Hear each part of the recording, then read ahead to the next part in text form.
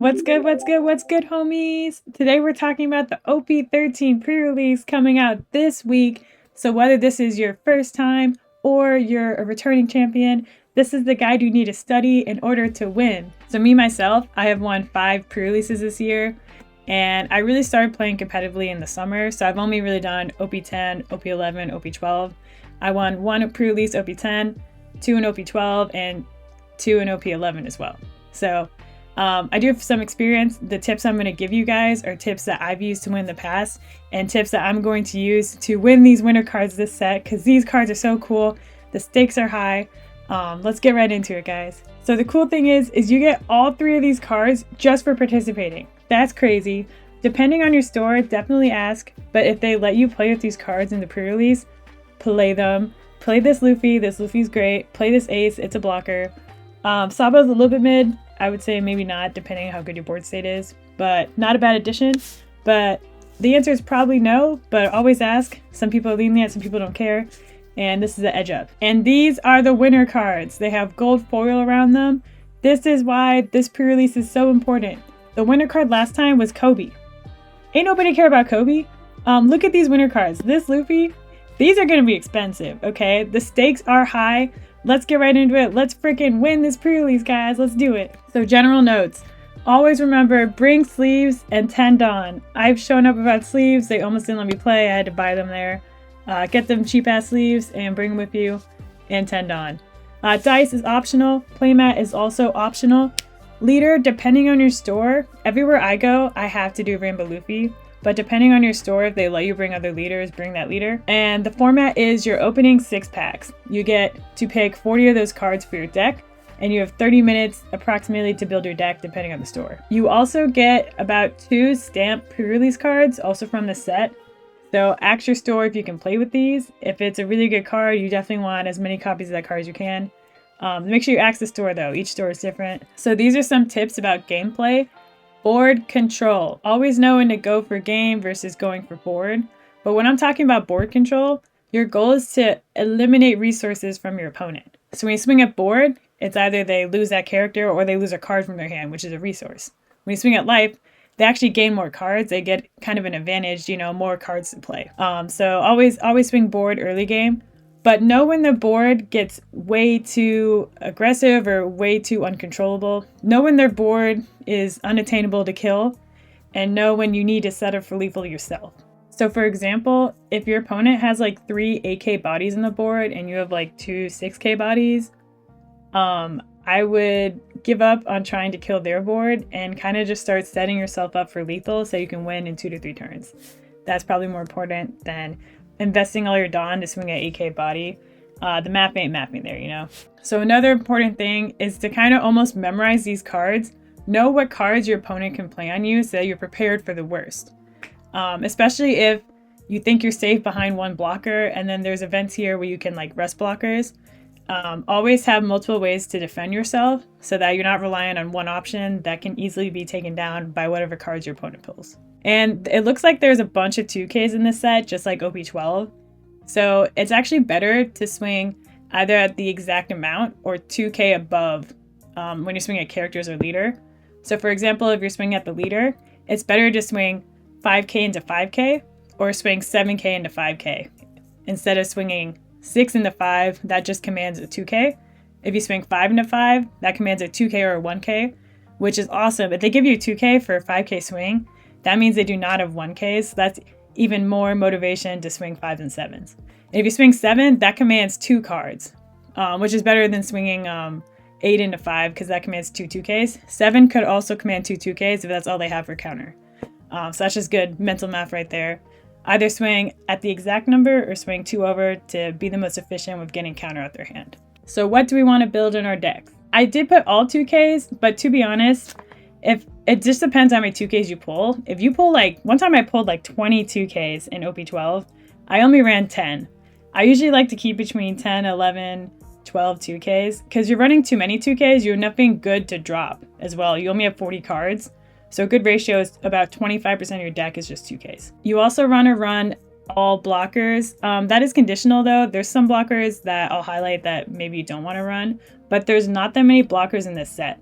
So the more blockers you get, the better. Generically, just all blockers. All vanilla stat line. Vanilla are the best cards to run. Vanilla stat line is, let me show you. These are amazing vanillas to run.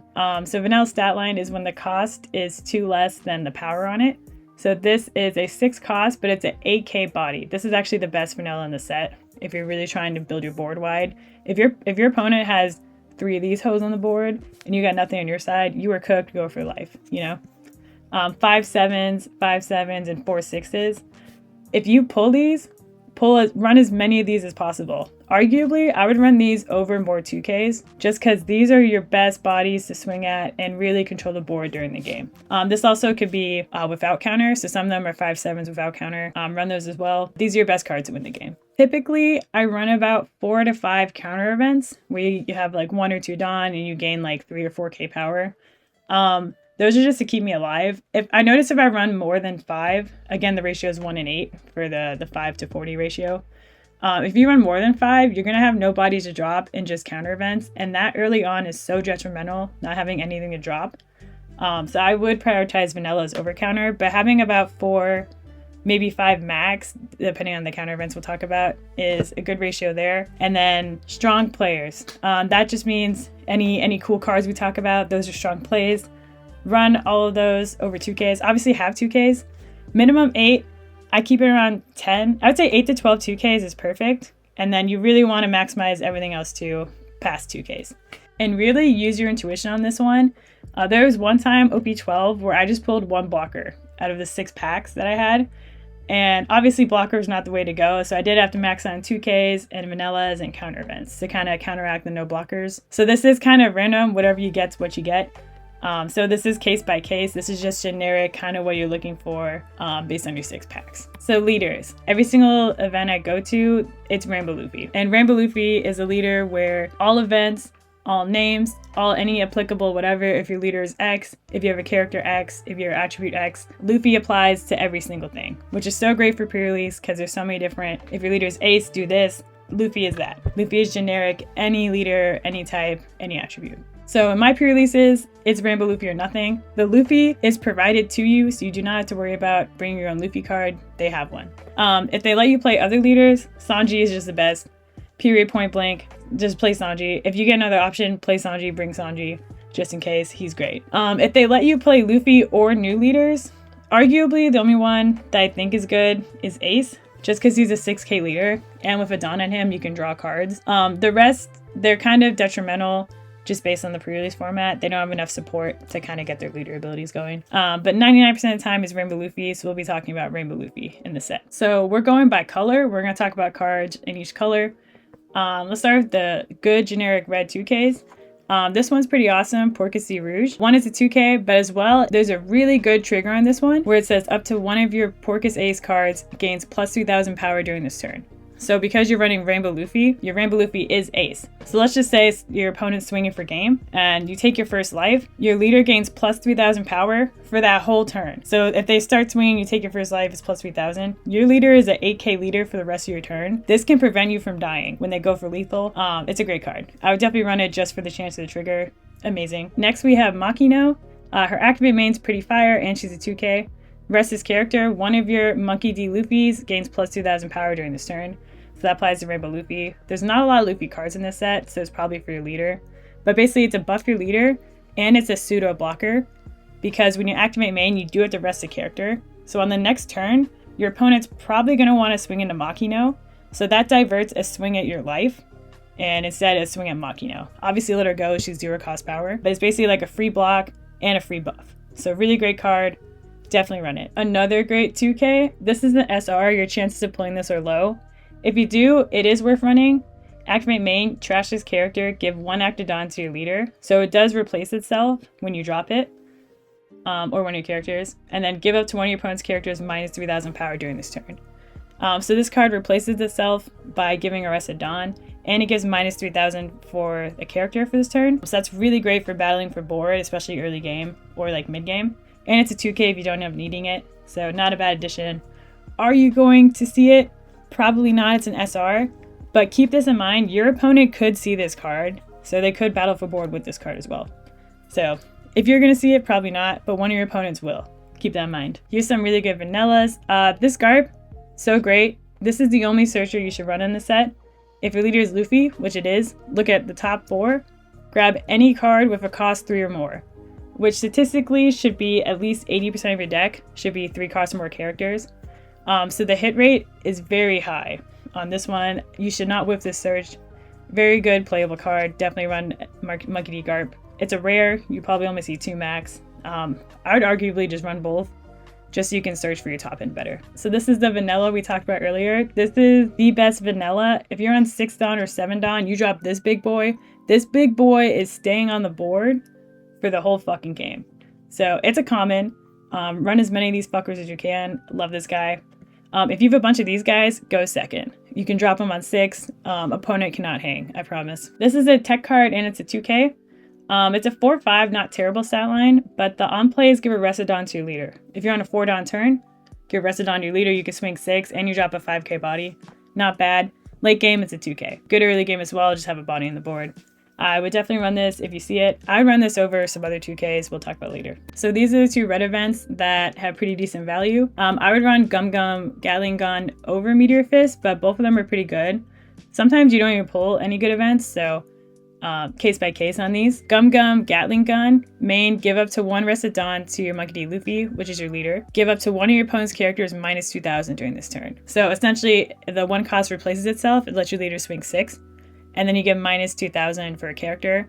This is really good board control, especially early game. It's a common, maybe run 1. 2 is arguable because there's no counter on it and it's a brick. But it does have a good trigger. Give one of your characters minus 2,000 during this turn. So if your opponent, again, is swinging for a game, you take a life. Use this trigger, maybe one of your opponent's characters can no longer swing anymore because you give them minus 2,000. It's a good life trigger and it's great for battling board. Meteor Fist, a little bit less good, because it is 3 Dawn, that is a hefty price. I'd rather establish my board, but if you have nothing else to play, it says main, give it to one of your opponent's characters minus 5,000 power during this turn. I would say run this more late game. Like if you have, a 7 cost character, if you're a 10 Dawn, 7 cost character, drop that. Then you can Meteor Fist, and then you can battle up a board without investing Dawn and establishing a body. It's also not bad for a trigger. I would run just like one of these. It's also a brick and there is no counter event, so be careful, mains don't have counter. So this is not good for late game, this is good just for battling board. But definitely good copies. Your opponents will run these, so keep these in mind as plays that they can use. Arguably in this set, green has the best support as it did in OP12. The MVP, I think, of this whole pre-release set is this Beppo card, because 1, it's a vanilla stat line. It has 5/7. That is great stats. We love those stats. If you're going first, drop them on 5, man is staying. And end of your turn, set either this character or one of your Dawn as active. So on the turn it's played, you can restand a Dawn if you have a counter event. And then every single turn after it's played, you can swing, end of your turn, restand it. This character is sticking on your board for the whole game. And he's a common. Run as many of these Beppos as you can, dude. You want to see this guy on your 5 Dawn turn, and he will stay the whole freaking game. This guy is amazing for battling for board and just establishing the big boys. Also same stat line, arguably a little bit less good just because he can't restand himself. But this Sanji is amazing, also on 5 Dawn, because for 5 Dawn, you drop a 7 cost. On play, set 2 Dawn as active. So this is actually a 3 cost, 7,000 body. So you can drop him for 5, give 2 Dawn active, swing it with your leader, and swing 7. Really good aggro play. Also, end of your turn, you can set a Dawn as active. So same effect as Beppo, but Beppo, you should always restand Beppo. So you can stand a Dawn as active, and you got Beppo. So counter events in this game, very strong as well with these 2 cards on play. I would run as many copies as both of these as you can. Sanji is a rare though, so you will see him less than Beppo. Beppo is a common. That's crazy, man. Run like 10 of these fuckers, dude. You'll win the game, I promise. But yeah, these are bricks, so don't actually run 10. This Chopper is so Dawn efficient. For your 5 Dawn turn, on play set 2 Dawn cards as active, so you can drop Chopper and also swing 7 if your leader. It's a 1K counter, not bad. It's just another option for 5 Dawn if you don't see these 2, and it's very Dawn efficient. Another amazing green card that restands itself is a Zoro. If you're going second, for 4 Dawn, you drop Zoro. On play, you can restand 2 Dawn as active. So you can drop him for 4 Dawn, restand 2, and then swing 7 if your leader. Very aggressive at the beginning. And end of your turn, set this character as active. So if you drop him on your 4-down play, this guy is staying the whole game unless they have like other events to KO him. But yeah, this guy's sticking. Very great early game. He is a rare. You're probably only going to see 1 or 2 if you see him. But still a great addition. Highly recommend. Nico Robin is a really good tech play. Her stat line's aight. It is 7 Dawn for 7,000. Definitely not the best stat line, but her on play is very, very good. Up to one of your opponent's characters with a cost of 8 or less cannot be rested until the end of your opponent's next turn. So essentially, it's either keeping a character from swinging, or it prevents a character from blocking the next turn. So if you're trying to go for lethal next turn, then boom, you can drop this Robin, keep the blocker from resting, or keep a character from swinging. It's good for building your board without having your opponent swing into your life, which is very nice. Since she doesn't have the best stat line, she's uncommon, so you'll probably only see 2, maybe max 3. I would argue running just 1 or 2 of her, but she is a really good tech play. Keep her in mind. Your opponent can definitely drop her and fuck up your next turn. So very good card in this meta. I'd keep an eye out for it and also include one in your deck. So Kobe, he's a blocker. We run all blockers we see, unless described later in this video, wink. And the on play, you said a 1 Dawn is active, so he is efficient. Again, you know, he's technically a 4 cost 6k and a blocker. But yeah, restanding Dawn, especially late game, is so good if you have counter events. So definitely run Kobe as much as you can. He's a common, you should see a couple. So these 2 are SRs. You're probably not going to see them. If you do see them, you'll get 1. Run it. If you see 1, run it. Arguably Uta is better in this case. Her on play is great. She's a 4 cost, you restand 2, so she essentially is a 2 cost. So early game, awesome. Then you can't play characters base cost at 5 or more. Early game is probably better for her because she is an on KO. So your opponent is incentivized not to swing at her, because on KO you play 1 character card with a cost of 5 or less from your hand is rested, which is so great. So if they swing into Uta, you can either play this Peppo if you have him in your hand, or this Sanji, or this Chopper, which is great because then they're harder to swing at, harder to kill. So Uta is also a sticky character that your opponent might not want to swing at either. She might stay the whole game too, which is awesome. Is an SR, harder to pull, but if you pull it, great. This Shanks is kind of crazy. If you have an established board, restand all of your Dawn. You can't drop any more characters, but if you already have an established board, you drop a 10-12 for next turn, and then you can swing up all your 10 Dawn with all of your characters with your leader, leave some up active at the end for counter events. Really great card. I would run 1 of it. I wouldn't run 2 because he's a brick, and to be honest, these games don't go that long. I would say I've won some games just at my 10 Dawn turn. Still a great card. I'd definitely run 1 if you see it. So Jinbei, he's a great example of a 2K, the type of 2Ks you want to run. So these are like vanilla-ish. So instead of it being a 5/7, because it's a 2K counter, now it's a 6 cost 7. So on your 6-time play, if you don't have any really good vanillas to drop, you can still drop Jinbei. And then worst case scenario, he's also a 2K. There's a stat line like this in every single color of like a 6/7 or like a 5/6 2K counter. I would definitely run these and prioritize these, as there's still bodies to drop if you really need them to as well. So I would call these decent bricks. The other bricks I showed you earlier in green, I would prioritize more, but these are pretty good bricks just depending on what cards you pull. Keep in mind, you only want to run like total of 10 to 12 bricks max. So if you have a bunch of Beppos already, I would definitely not run this Frankie, for example, and maybe just a Law. Law is a blocker, so we do run him. It just says on play is a little weird. Also, keep in mind, he's only a blocker if you have 1 or less life cards. So early on, if your opponent drops this for 6 Dawn, he has 3 life.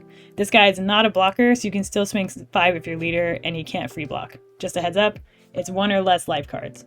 If you have 1 or less life cards, not your opponent. So the on play is very conditional, because you do have to bring a character up in order to drop a character. So it says on play, return 1 character to your hand. So a character on your board has to bounce up to your hand. Then play up to 1 character with a cost of 5 or less from your hand rested. So if you have the Garp Searcher and you dropped it on turn 1 or 2, you can bounce up your Garp Searcher and then play like a 5 cost Beppo or a 5 cost Sanji. And that's freaking awesome. We love that. But if you have like a 5 cost Beppo, it's kind of not really point in bringing up your 5 cost Beppo and dropping a rested 5 cost Beppo. You know, it's kind of the same shit. But he's a blocker, so still play him. But if you do have a bunch of bricks, arguably less great, you know? Or if you have like a 3 cost, let's say you play 3 cost Frankie, you can bounce a 3 cost Frankie and then cheat out a 5 cost Beppo. So that's pretty good too. So this Frankie, he is a brick. So if you do have a lot of bricks, I would definitely not put this guy in your deck. He does have a good stat line, 3/5, but 3/5s are not as good as 4/6s or 5/7s because your opponent has to invest Dawn in order to swing at them with their leader for 4/6 or 5/7. 3/5 is just a free swing and not really worth the counter. The only reason why you would run this Frankie is because he is on KO. So on KO, you rest 2 of your opponent's characters or Dawn cards. So let's just say this Frankie's rested, and then as soon as your opponent turn starts, they swing into the Frankie. You can rest 2 of their Dawn cards to prevent your opponent from dropping really big characters that turn. So he does have pretty good cases, but he still has a good stat line, so I would consider putting him in your deck just case by case basis. And then up here, this is another case of a vanilla-ish 2k counter stat line that we do like. These are 2k counters we like better than like the 1-cost 2ks, unless they have a great effect. So essentially this is a 5/6. If you have absolutely nothing else to play on your 5-down turn, this is worst case scenario. You can drop a 5/6 stat line, pretty good, and it's a 2k counter. Again, these are in every single color. I would run the 5s and the 6s of the 2k counters. So these are the green events. This big boy right here is probably the best one of the green. So it has 2 different types of things it can do with this card, which I love those events. We definitely love to run those because it's very applicable case by case. So let's read it. Main, you may rest 2 of your Dawn cards. So the cost of Dawn, and you rest 2 Dawns, so that's a total of 3 Dawns. Up to 2 of your opponent's rested characters with a cost of 7 or less will not become active in your opponent's next refresh phase. So this is a shittier version of Electrical Luna. So it's 3 costs, 2 characters cannot become active next turn if they're rested. So this is good later game. If you have a bunch of heat on you, you feel like you might lose the next turn, you can just stall for another turn, rest those characters, and you'll build your board better. In addition, there's also a 1-cost counter where you have an active Dawn, you rest it, you can gain 3,000 power during this battle. Keep in mind, it's just your leader. I've seen so many people try to use these for characters. It says up to 1 of your leaders gains plus 3,000 power during this battle. So yeah, it's just for your leader, gain plus 3,000 power during this battle. Really good if your opponent's trying to kill you. You have active Dawn up and they can't kill you. But I would say the first effect is better. But worst case scenario is just the 3-cost counter event. This card is amazing. It is a rare. You'll probably only see 1 or 2 if you see it. But if you see it, run it. This card is very important. Definitely put this in your deck. So next we have Gum Gum Elephant Gun. So this is a 2-cost event. Rest up to 1 of your opponent's characters with a cost of 5 or less. Then set up 2 of your Dawn cards as active at the end of this turn. So essentially this is a very shitty like Dead Man's Game, but this is good if you're trying to swing for game. Your opponent has 1 blocker up. For 2 Dawn, you can rest their blocker and then try to swing for game with everything else on the board. Keep this in mind. It's uncommon, so very likely your opponent can have this and can run this card. If you're just relying on 1 5-cost or less blocker to keep you from dying, you might die because they're running this card in their hand. So keep that in mind. Always make sure you have other options of survival than just 1 small chump blocker. It can be easily rested and you can easily lose the following turn. There's also a trigger. You can rest up to 1 of your opponent's characters with cost of 5 or less. Arguably, I just keep it in your hand, but case by case to use the trigger or not. This card's pretty good. I'd run at least 1 of these, maybe 2, just depending what other counter events you have, because this can help you swing for game at the end if they do have a chump blocker or a 5 or less blocker. So this next event, arguably, maybe you shouldn't run this event, but you should know that it exists because your opponent can run this event. So the counter it's a 2-cost and counter. So it's when your opponent swings at you, you KO up to 1 of your opponent's rested characters with a cost of 4 or less. So let's just say 1 of your 4-cost characters is swinging at you. You can rest this event for 2 Dawn, and then you can KO that character and it negates that whole attack. So if they have like a 4/6 vanilla, they swing at you, rest 2 Dawn, you can KO that 4/6 vanilla, and it's like that attack never happened. So keep that in mind. That's why I like to drop characters with at least 5 costs or more. But if you do a bunch of 4-cost characters, just be very aware that this card exists. Your opponent can run it. All right, so next we got some blue bricks that are pretty decent. You can definitely run them. They're pretty good. Definitely the best one is this Vista. It has double attack. That's always freaking scary. Your opponent will always want to counter out of this. And also there's a once per turn. If this character would be KO'd in battle, or if this character would be removed from the field by your opponent's effects, which there's not that many effects, you may trash 1 card with a type including Whitebeard Pirates from your hand instead. So arguably you might not have a Whitebeard Pirate card in your hand, but it is also an AK stat line. I don't think this card can be removed by opponent's effects just based on the pre-release format. So this card will definitely be sticky. Great stat line. It's a 6/8 and it's double attack. It's a rare. Probably only see 1 or 2, but if you see it, run it. Great card. So this Boa, it is a brick, but pretty good stat line, 3-5. It is good early game, especially if you're going first, because you can drop her. The reason why it's good is because on KO, if your leader is Boa, which your leader is Luffy, which is Boa in this case, draw 2 cards. So usually I don't run 3-5s because your opponent can just swing into free of its leader. But if they do swing into Boa, you draw 2 cards. So it's good to drop on your 3-Dawn turn. If you have nothing else to do, just drop it and you can draw 2 cards afterwards. Great cycle. So this Boa Marigold is arguably the worst blocker in the set. Her stat line is garbage. She's a 5-cost 4K. Very weak. She is still a blocker, so still run her. Late game, it's just good to have blockers. Just keeps you from dying. It does have an on play though, if your leader is Boa, which it is. Play up to 1 Boa Hancock from hand. This is the only card you can cheat out with her. So if you have multiple of her, and you do have a Boa, I'd argue just run both, because it is a blocker. Really shitty combo. It does exist, your opponent can do it. Not terrible. And last, also shitty stat line, and it's a brick. But technically this is a 3-5, because when attacking, it says give 1 Rested Dawn to your leader or one of your characters, including Wipe Your Pirates type. So you can give it to your Rainbow Luffy or to this character, and on KO, draw a card. So it is good early game as well.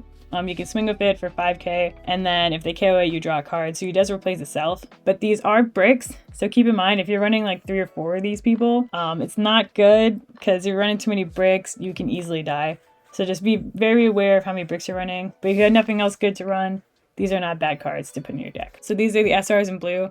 This Newgate is freaking insane. I can't believe this card exists. It's so good. It's a 10-cost 12k blocker, and on play, draw 2 trash 1, so it replaces itself, cycles your hand. Then you give a leader and one of your characters 2 Rested Dawn cards each. So he's essentially a 6-cost 12k blocker that lets you replace itself in hand by drawing 2 and trashing 1. That's crazy. If you drop this card, I think you just win. To be honest, this card is just really fucking good. It is an SR. You will not see this card, and this card is probably going to be at least 20 bucks a pre-release. This card's gonna be so expensive, but if you have it, run it. Really amazing card. Same with this Yamato. It is conditional though. You have to have 3 or less life cards, so maybe play her more mid to later game.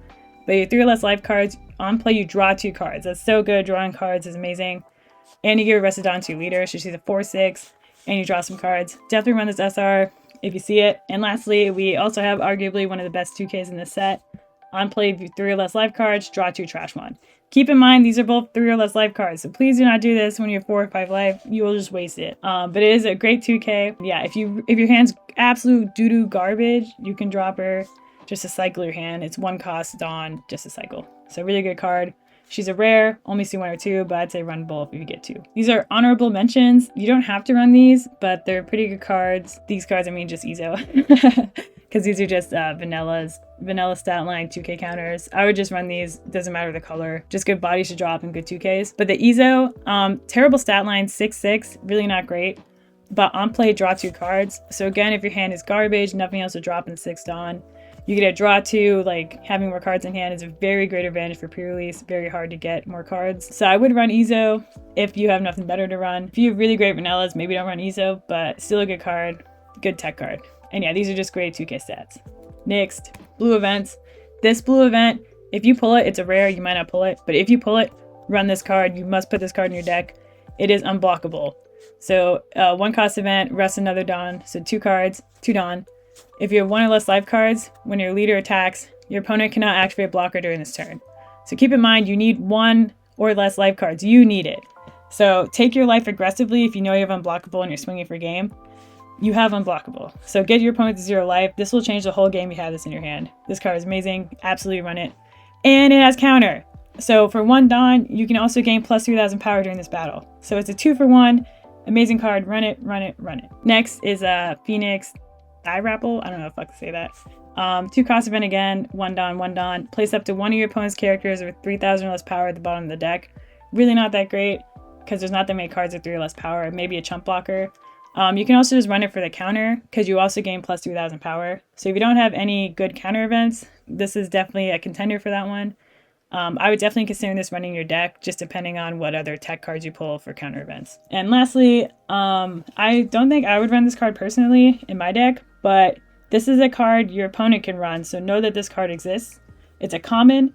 They will pull 2 or 3 of these easy. So main, you may return one of your characters to the owner's hand. Return a character of a cost of 6 or less to the owner's hand. So in this case, it would be your opponent takes one character to their hand, and then they make you bounce your 6 cost character back to your hand. Really good tempo play and trigger draw card. Really good. It is a hefty price. It's 4 costs, so they won't drop a body that turn, but then they'll bounce your body. So it's pretty good tech play. Keep it in mind, they can bounce characters back to your hand. Also good if you're going for game, you can bounce a blocker. Tech play, think about it. So now we're on to purple. We got the purple 1Ks. Keep in mind, some of these Roger Pirate cards, you have to have a given Dawn to someone. So keep in mind, like, read the card before you play it, please. With Roger Pirates, please read the cards. Some of them need a given Dawn to work. For example, this Odin. This Odin's great. It's a blocker. Run him, and he's a ramp card. However, on play, if you have any Dawn cards given, so you actually need to have at least 6 Dawn for that turn, give a Dawn to your leader or one of your characters. Just give a Dawn to someone. Then for 5 Dawn, play this blocker. And then you can also ramp. So if this is your 6th Dawn turn, you can drop a 5/6 blocker, and you can ramp a Dawn for the following turn. But please read this card before you drop it, because you can't ramp unless you have a Dawn given. The next is Scopper Gabon. This you do not need a Dawn given, and it's great on play if you have Roger Pirates, which you do, you have Rambo Luffy. Draw 2, trash 1 from your hand. Great cycle card, and it's a free ramp. So definitely add this. 6 Dawn turn, great play. You can ramp up, have an extra Dawn for next turn. So Napoleon, this is just a vanilla, great stat line card. 5/7, run this card, drop in your 5 Dawn turn, great stats. Douglas Bullet, arguably one of the better cards in this set, because if you have 8 or more Dawn cards on your field, this character gains plus 2,000 power. So this guy is a 3 cost, 6k later in the game. I would say do not swing with him until you have 8 Dawn on your field. Like, just hold him, leave him on the field till there's 8 Dawn, then you can swing 6s with him. So really good early play. If you're going first for 3 Dawn, you can also ramp as well. If your leader has Roger Pirates on play, which you do because you're Luffy, add a Dawn from your Dawn deck and rest it. So on your 3 Dawn turn, drop him, ramp a Dawn, and then wait 2 turns and then swing 6. Really, really good card. He's a common. Run multiple copies of him. He's amazing. So next we got some purple SRs. This is one of the only rush cards in this whole deck. Keep in mind this man exists. Your opponent can rush and kill you, and he can rest a blocker. Rush on play if you have any given Dawn cards. If you have any given Dawn cards. Make sure that your opponent does not cheat if they drop this Rayleigh.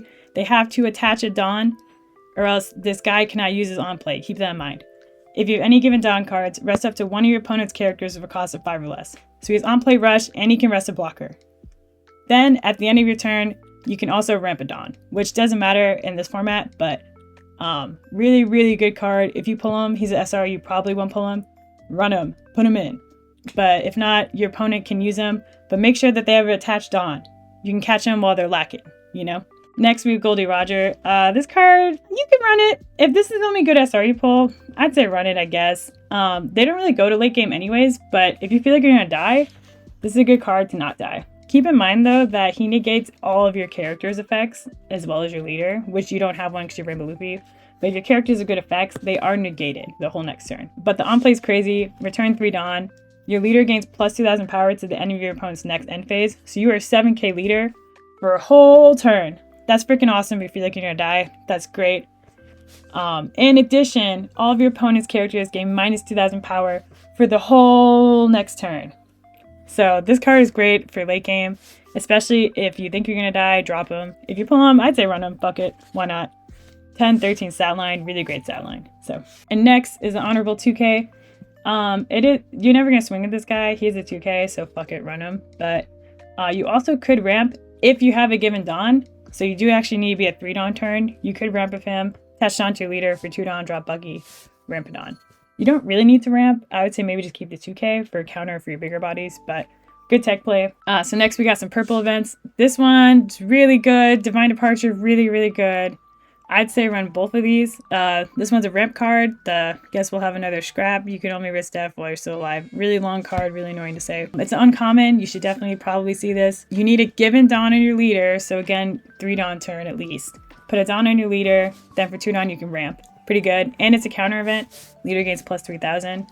Again, it's just leaders. Keep that in mind. It's just leader, not characters. But pretty good card. If you don't have any other good events, I'd definitely run it. Arguably, the 0 cost is better. It is a rare, so you might not see it. But run it if you can. Keep in mind, your opponent can have this card. because the main is rest 5 Dawn cards, but you do have to have a given Dawn. So actually your opponent needs at least 6 Dawn. They need to put a Dawn on someone first. So keep that in mind. If your opponent tries to cheat and like just do it for 5 Dawn turn, they have to have a given Dawn. So keep that in mind. Give up to one of your opponent's characters minus 8,000 during this turn. So this is a great card if you're really trying to kill their board. In addition, it's a 0 cost event. So you trash a card and you gain plus 3,000. So for 2 cards, it's plus 3,000. Really great card. It's never a brick in your hand. I would absolutely run this. To be honest, all these events are good. I'd run this one too. Head straight for the top. You may rest 3 of your Dawn cards. So it's 4 Dawn total. If you have a given Dawn, again, if you have a given Dawn, so keep these in mind. KO up to one of your opponent's characters with base cost of 4 or less, and up to one of your opponent's characters base cost of 3 or less. So if your opponent has chump blockers, they can KO both your chump blockers and then swing for game. And worst case scenario, it's a plus 3,000 counter. So all these cards are great. This one's a common. You would definitely see this one. So keep that in mind. If you're relying on chump blockers to survive, this is a common card. Your opponent probably has this card. They can KO a 4,000 power or less character and a 3,000 power or less character with total 4 Dawn plus a given Dawn. So keep that in mind. If your only survivals chump blockers, you will probably die, let's be honest. So here's some black 1Ks. The Emu support is really for Emu. The stat line for these are really bad. This is a rush character. These are conditional though. You do have to have 7 cards in your trash. So this guy is a late game player only. If you have him in your hand, you want to use him the following turn. Make sure you counter, like use a bunch of counter that turn so you build up your trash to 7. If you do not have 7, this is a waste of your time. 6 cost for 5,000 is a terrible stat line. And you also need 10 cards in your trash to give an opponent's character minus 2,000 power. He's a rare, you might not even see him, but if you do, rush is still really good, but just make sure you have 10 cards in your trash or else do not drop this character. Same with Mercury, you need 7 cards in your trash for this guy to become a blocker. So he's not a blocker until he's 7 cards in trash. So good late game play, KO draw card, decent stat line, I would run him. Be very careful of Norshiro. Mercury is definitely better. Mars, also garbage stat line, 6-5. Yikes. Also needs 7 cards for it to be a blocker, so late game play. The only good part about him is if you trash card from your hand, you can KO one of your opponent's characters of 5 costs or less. He's also a rare, so there might be 1 or 2, but that's it. I would say Mercury's the best, Mars is second best, and Norshiro, if you have 10 cards in your trash, go for it. If you pull any other Gurusei, do not run them. They are not worth it for pre-release. So now we got some pretty decent 1Ks. This Koala, really good. I definitely run her, plus 3 cost. And activate main, place a card from your trash at the bottom of your deck. Give up to 1 rested Dawn card to a leader one of your characters. So pretty good. If you're running Guruseis and Koala, I would not play both in the same game because she's going to return your trash back to your deck. So again, if you're running Norshiro, I would put one or the other in your deck, not both, because they're anti-synergy there, you know what I'm saying? But really good card, I'd run her. She's a common, you might have 2 or 3. Morgan, this guy's a chump blocker. Easily KO'able though with all the events, so keep that in mind. But on play, you can cycle. You can draw 2 cards, trash 2 cards. So if your hand is doo-doo garbage, you can play a blocker for 3 and you can cycle your hand, really good. Common, run as many as you can. St. Charles is pretty good if you're running like if you have a bunch of rare for Guruseis. I would definitely drop multiple Charles's during the game because then you can trash top card of your deck, put it in your trash. So you can build your trash to get the rush or get the blocker. It's a chump blocker. So this example here, if you have that Rayleigh event we talked about earlier, the head straight for the top, if you have these 2 blockers, they can both die from that Rayleigh event and you were fucked if they were swinging for game. So keep that in mind, but a blocker is a blocker, run it. So next we have black events. Both of these are really good. Main on this one, World's Equilibrium. You rest 5 of your Dawn cards, so total of 6 Dawn, pretty hefty price. But also read this, it's very conditional. If only characters on your field are Celestial Dragon type characters, KO up to one of your opponent's characters base cost of 6 or less. So to be honest, you might not use this main unless your board is totally wiped and your opponent has 1 6K, then maybe use this. But it also has a counter of your leader gains plus 3,000. Again, just your leader. So it's not terrible. It is a common. So yeah, they could KO your field if they have nothing on their board. Keep that in mind, but not the best event. I would say Never Existed is better. So Never Existed, you can KO a 7 cost stage with no one will use, so we'll skip that. The counter is really good though, because if your leader is Emu, you're running Rainbow Luffy, your leader is Emu in this case. One of your leader or characters gains plus 4,000 power during this battle. So all the other counter events have just been your leader gains plus 3,000. This is a leader or character gains plus 4,000 during this battle. So this counter event is way better than all the others because it has multiple applications and it's 4,000 instead of 3,000. So if you're debating which counter events to use, I would prioritize Never Existed over the other ones because it's leader or characters too. It's an uncommon. If you have multiple copies, I'd run multiple. 4,000 versus 3,000 can make or break a game. And then here's an example of like a black vanilla-ish stat line 2k counter. So 5/6 2k counter. You pull some of these, put them in your deck. They're good bodies if you have nothing else to drop. And last we have yellow. These are the yellow MVPs. This Bonnie SR is so good. If your opponent has this and drops this on you, you are fucked. You are probably going to lose the game. Reason why, the on-play is crazy. If your leader is Egghead type, Rainbow Luffy, you do. This character gains Rush. So it's a 9/10 Rush, already great. Then your opponent adds the top of their life cards to their hand. So you lose a life and it gets rushed. This is an amazing game swinger. It's an SR, you probably will not pull this, but if you do pull this, you're probably winning the pre-release. This card is that good, dude. Trigger is really mid. I would not use the trigger. If you pull this from your life, I would keep this card in your hand for next turn. Unless you're gonna die, then use the trigger. But anyways, next is the best blocker in this format. Blocker, on KO, trash a card from your hand. If your leader is multicolored, add one card from the top of your deck to the top of your life cards. So you can cycle out a really shitty brick from your hand you don't need or use, and then you gain a life. That's crazy. This card is a rare. If you pull 2 out of your ass, run both. If you don't see it, you're fucked. But really, really good card. These 2 are goated for sure. And then we have S-Snake up here. This will be used with Stussy later on. We'll talk about that. But the card is on play when attacking. You may return one card from the top of your life cards face up. So flip a card face up. Give it to one of your opponent's characters minus 2,000 power during this turn. So she's good. If you're going second, drop her for 4 Dawn. She's really good for battling board. She's a rare. You might not see her, but if you do, run her in your deck. Really good for board battling. So here's some yellow vanillas. 5/7 stat line, 1 can counter. Absolutely run Shaka. Put as many as you can in your deck. Same with this guy, Go Gyo. 4/6, just a great vanilla card. Put as many as you can in your deck with him too. Vegapunk, he is a chump blocker. However, he's a conditional blocker. It says if you have 2 or more given Dawn cards, this character gains blocker. So you have to have 2 Dawn attached to a character's or leader. It doesn't have to be the same character leader. It could be one to one character, one to another. But you need to have 2 Dawns somewhere for this card to gain blocker. Be careful. If you attach 2 Dawn to a character, and then your opponent swings into it and KOs that character, there is no more 2 given Dawn. So if you really need him as a chump blocker, I would say attach 2 Dawn to your leader just to ensure he stays a blocker for that turn. So keep that in mind for Vegapunk. But still a good chump blocker, run him. So these are yellow Mayhaps. Stussy is a blocker. Well, one, she's the SR, so will you see her? If you do, I would say conditional blocker, because 7/7 stat line is garbage. Her on play is really good, but for sealed, it's not that great. Because if your leader is Egghead, which you do, again, Luffy, play up to 1 character of a cost of 5 or less with a trigger from your hand, which is an amazing ability. That card is amazing in the yellow Bonnie. However, these 2 cards here are the only cards with trigger that you can cheat out that are worth using this ability for Egghead. And there's also the SP Lilith, which you're not going to pull the SP, let's be real. I don't think it's worth it unless you have like 5 of these Bonnies and the one Stussy. Yeah, it's just, yeah. It is a blocker, so maybe run it just for another blocker if you have no other blockers. But let's be real, you're not going to be able to use her on play. This Bonnie's Ite. If this character be removed, you may turn a card from your life face up instead. So she can't be removed easily. And her trigger's good, draw your trash one. I would argue it's worth running for the trigger. And this S-Snake is definitely worth running. And yeah, this is just a 2k, great 2k stat line, 5/6. So next we have yellow events.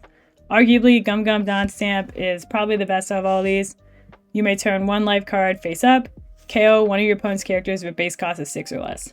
So really good, especially if you're going for game, or just you're trying to battle board. This card is amazing. It is a rare. You'll see 1 if you see it. Keep in mind your opponent. Any 6 cost or less characters are not safe in this format, so keep that in mind. This one, paper after image. Up to 1 of your leader characters gains plus 3,000 power during this battle, which kind of sucks because it is 2 cost for plus 3,000. But if your opponent has 2 or less life cards, 1 of your leader or characters gains plus 1,000 during this battle. So the reason why this is better than some of the other ones is because it says leader or character. So for 2 Dawn, you can give a leader or character plus 4,000 power. if your opponent has 2 or less life. Slightly better than ones with just the leader, because sometimes you really just want to defend your board. So I'd argue running it, but it is a hefty cost. So keep that in mind as well. And this event's garbage. It's a 1-cost searcher for Supernova. There's not that many Supernova.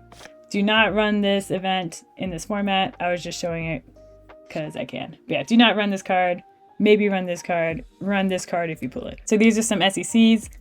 Let's be real. Statistically, you're not going to pull this. If you do, though, if you pull any of these SECs, I'd say run them. They're pretty good. Luffy's definitely the best. He has double attack, and on play, you restand 4 Dawn.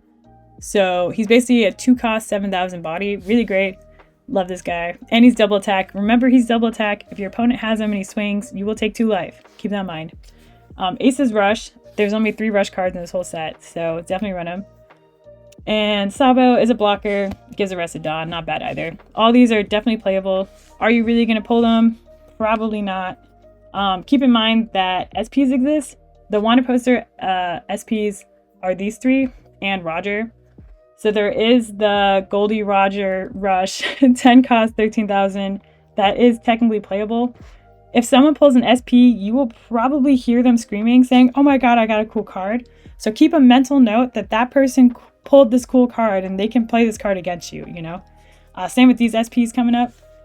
Someone's probably going to be like, oh my god, I got a cool hit.